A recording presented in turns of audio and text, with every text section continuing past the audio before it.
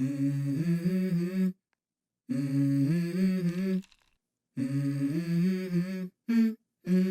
go. I'm Robbie Delaney. My wife Caroline and I started Muddy River back in 2011 with 35 bottles a day and a still named Freedom built in my parents' backyard. Year by year, we steadily grew the company into 6,000 square feet, our second location, taking our 30 bottles a day production to 1,300 bottles a day production. So our first 4-year barrel done. Okay. We've outgrown our space in Belmont, so now we're moving the entire production upriver, up the Catawba, up Dutchman's Creek.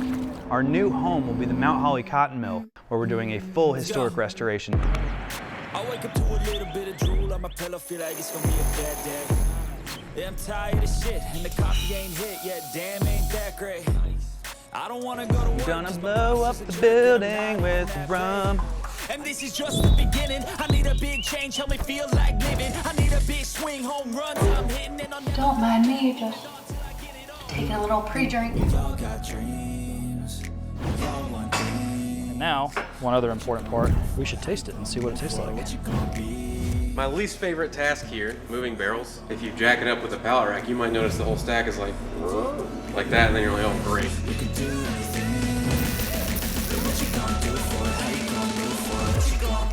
Going from 6,000 square feet to 20,000 square feet, we'll not only manufacture, bottle, and package our rum, we'll also have a full-service cocktail bar with a restaurant, private event spaces, a venue for concerts, shows, and festivals.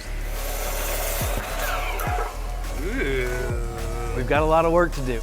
Holy, seriously?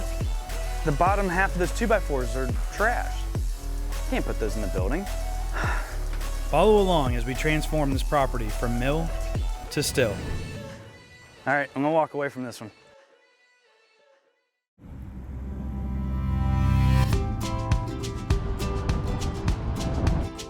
Game on. Looky, looky. Look at all these paint supplies and wasp spray and cleaning supplies. I don't even know. I only have to write one check today.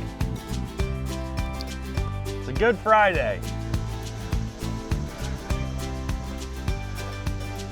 What the hell? How do I have all these emails? There's just not enough hours in the day. This is an ancient sewer from, I think it's about the age of Stonehenge. It doesn't even have the correct manholes, so.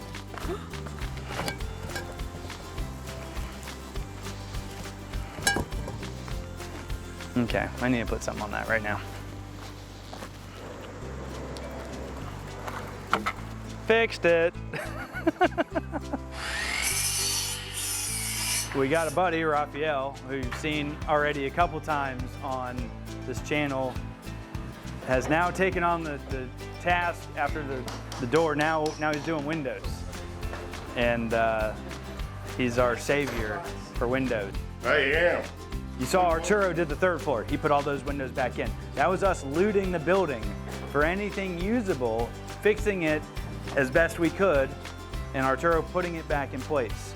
So now, the second tier of that, the second phase of this is taking windows that are not usable, pieces and parts and crap laying around the building that we've been very carefully saving and storing, and somehow Rafael has to make this into a window sash.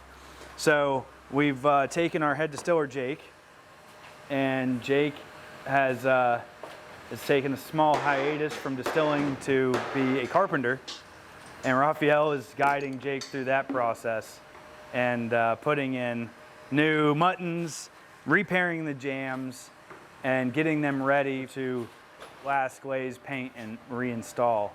We also have another carpenter starting next week to tighten up the jams and get those put into place. So where for the longest time I was in limbo on windows, now we're back in business and we're getting them knocked out.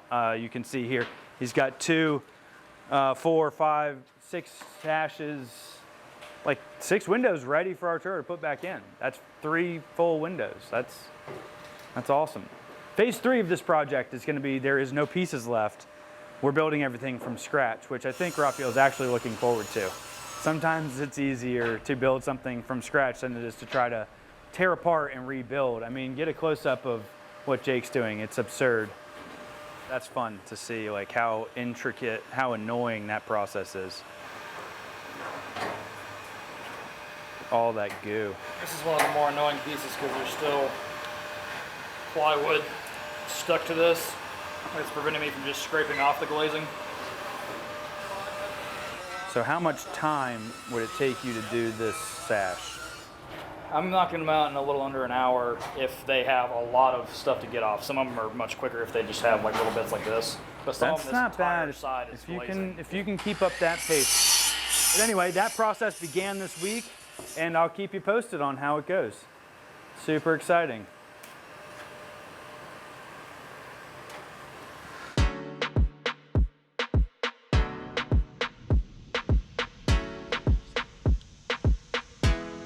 Peter's been working on this machine, and he's made some really good progress. He's cleaned most of the parts. He's figured out more and more about how the original machine operates. So Peter, what's your update for this week on this machine?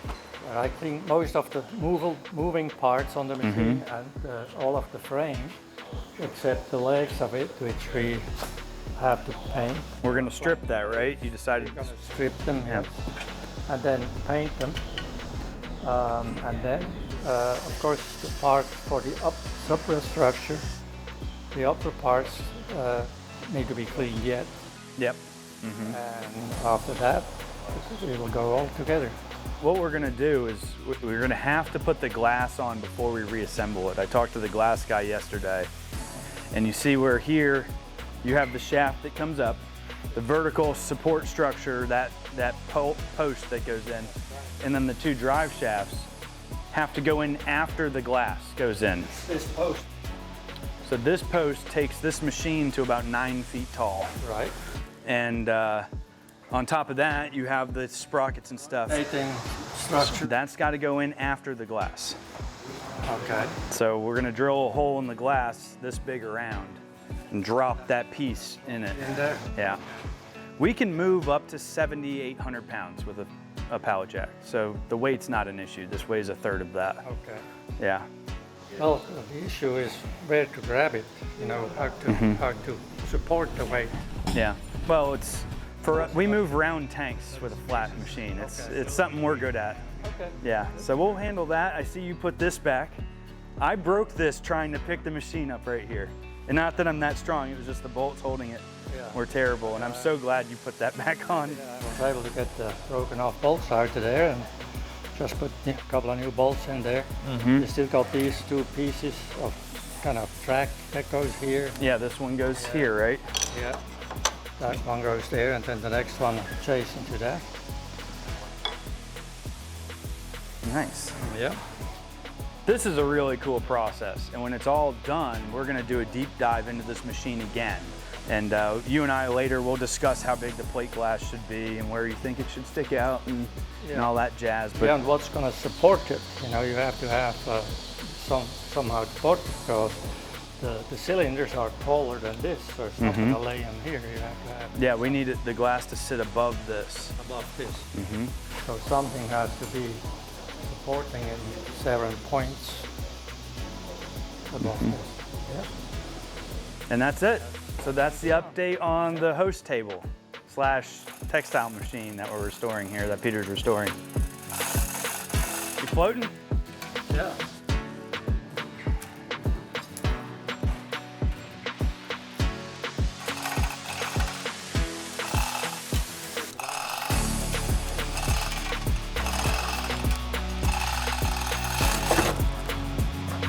Hey Robbie, it's Robbie with the cotton mill. I was calling because I got a manhole and it is doing cartwheels, and it's not the right size because the thing is older than dirt. But anyway, give me a call back when you can. Thank you, sir.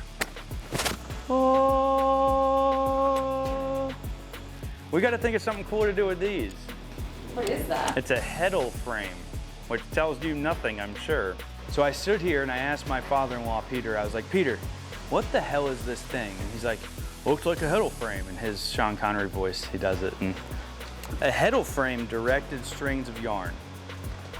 And so each of these little pieces of metal has a hole in the middle, and you would run a piece of string through it, and that would go into a loom or a thing or stuff. I don't know what it went into, but this guided it.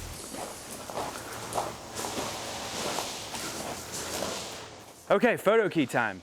Where do you start? Inside already. Hot? Huh? Huh? Yeah. I did Let's do outside. Well, I inside. have to go back That to would be the dramatic That's what I part. figured. I was like, I'm gonna knock out But the this outside. room, Yeah. let's just do this room. Cool, can I go ahead and knock out that brick? Well, let's do it, we'll follow you. I'll try to do it, you just won't see me. I have lights, let me plug in the lights. Ooh. So this week and every few months, we do a photo key.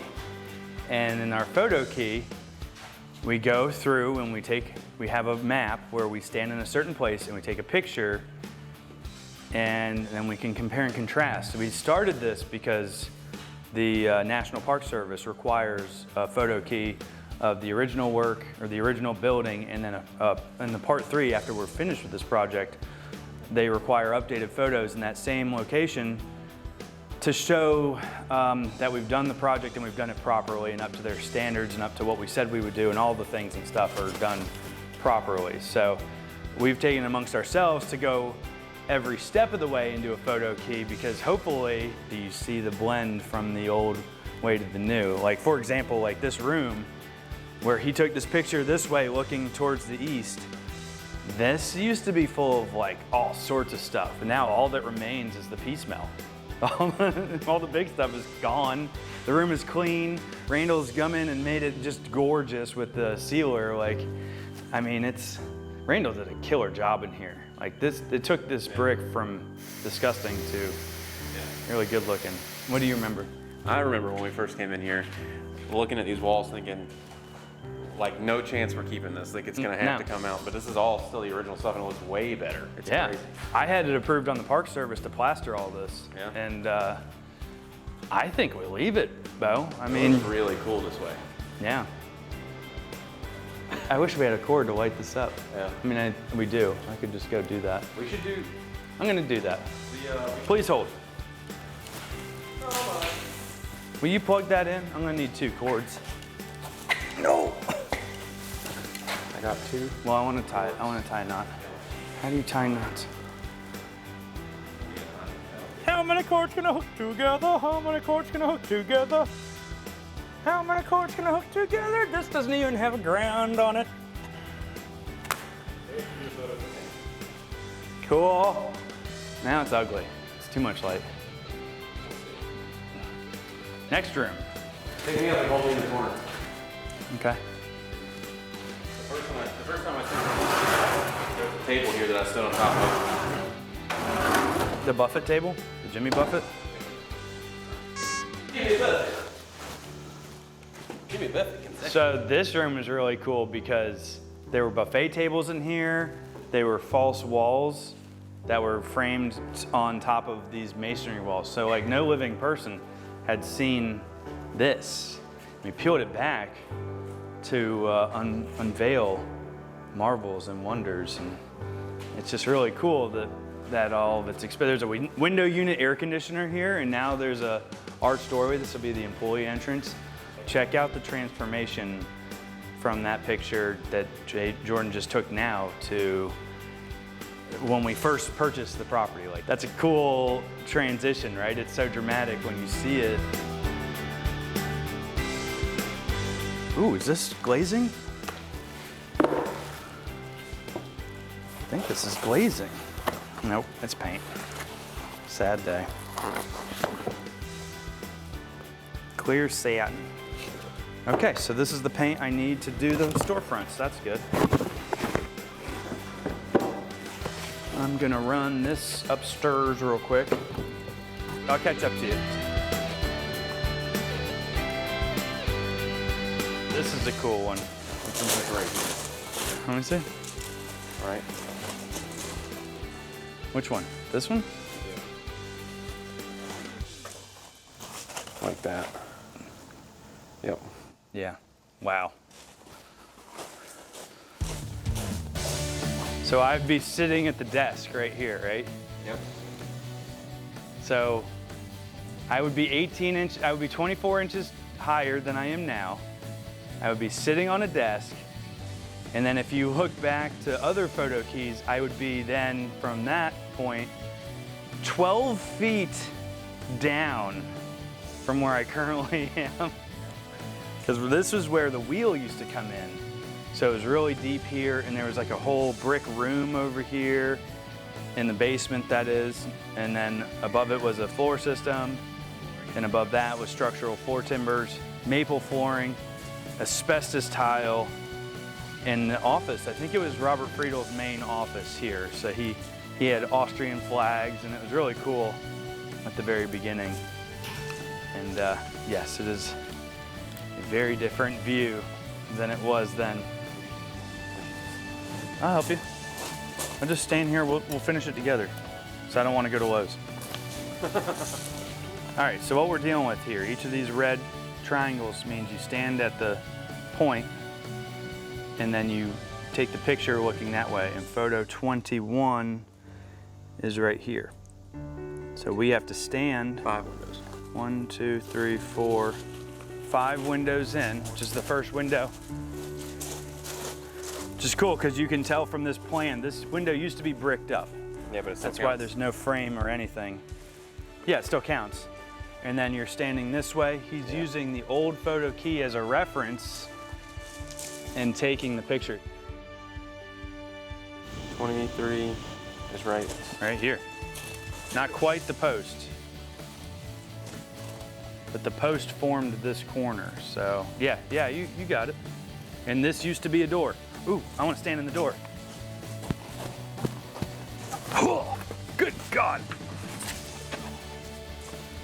This used to be a door to a foyer. That's pretty cool. So 29 is right here. I would stand right here. Back to the column. See, there's a column. Yeah. Be like that. I mean, look Back at this. corner This is of the building. insane. Compared to like that bottom photo is now this. Crazy. That is crazy. I'm not gonna lie, I get a little proud seeing that picture. Yeah, that's rad. It's the coolest Yeah. one so far. I'm proud because people were like, "What the are you thinking? And why would you do this?" And now you look at that picture and you're like, "That's why." That's why I'm up. It is worth it. Makes my heart feel good.